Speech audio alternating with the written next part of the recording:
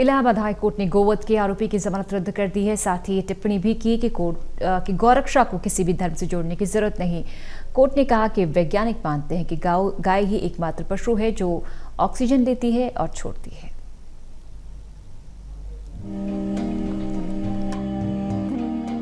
UP की Allahabad high court ने गौकशी के मामले में सुनवाई करते हुए एक अहम फैसला किया है। हाई कोर्ट ने गौवध के आरोपी की जमानत रद्द कर दी है। साथ ही एक अहम टिप्पणी भी की है। इलाहाबाद हाई कोर्ट ने अपने फैसले में कहा कि वैज्ञानिक मानते हैं कि गाय ही एकमात्र पशु है जो ऑक्सीजन लेती और छोड़ती है और गाय के दूध, उससे तैयार दही, घी, उसके मूत्र और गोबर से तैयार पंचगव्य कई असाध्य रोगों में लाभकारी है। न्यायमूर्ति शेखर कुमार यादव ने याचिकाकर्ता जावेद की जमानत याचिका खारिज करते हुए ये टिप्पणी की। जावेद पर आरोप है कि उसने अपने साथियों के साथ मिलकर वादी खिलेंद्र सिंह की गाय चुराई और उसकी हत्या कर दी। अदालत ने अपने फैसले में कहा कि हिंदू धर्म के अनुसार गाय में 33 करोड़ देवी देवताओं का वास है। ऋग्वेद में गाय को अघन्या, यजुर्वेद में गौर अनुपमय और अर्थवेद में संपत्तियों का घर कहा गया है। भगवान कृष्ण को सारा ज्ञान गौ चरणों से ही प्राप्त हुआ।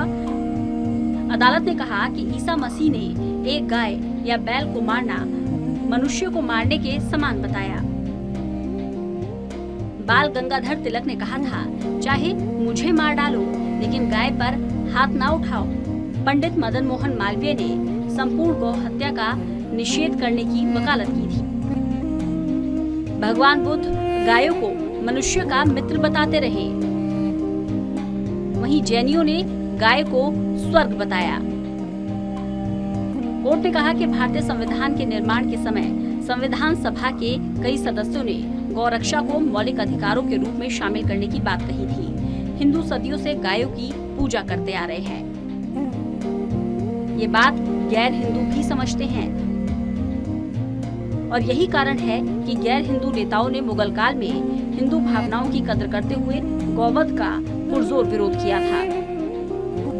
कहने का मतलब है कि देश का बहुसंख्यक मुस्लिम नेतृत्व हमेशा से गौ हत्या पर देशव्यापी प्रतिबंध लगाने का पक्षधर रहा है।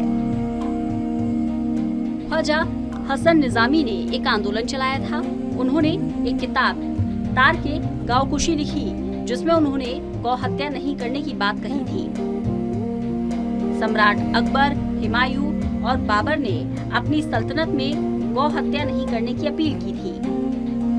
जमीयत उलेमाए हिंद के मौलाना महमूद मदनी ने भारत में गौ हत्या पर प्रतिबंध लगाने के लिए केंद्रीय कानून लाए जाने की मांग की। इन समस्त परिस्थितियों को देखते हुए गाय को राष्ट्रीय पशु घोषित किए जाने और गौरक्षा को हिंदुओं के मौलिक अधिकार में शामिल किए जाने की जरूरत है। न्यायालय ने ये भी कहा, जब गाय का कल्याण होगा तभी इस देश का कल्याण होगा। और कभी कभी ये देखकर बहुत कष्ट होता है कि गाय के संरक्षण और संवर्धन की बात करने वाले ही गाय के भक्षक बन जाते हैं। National desk, total news.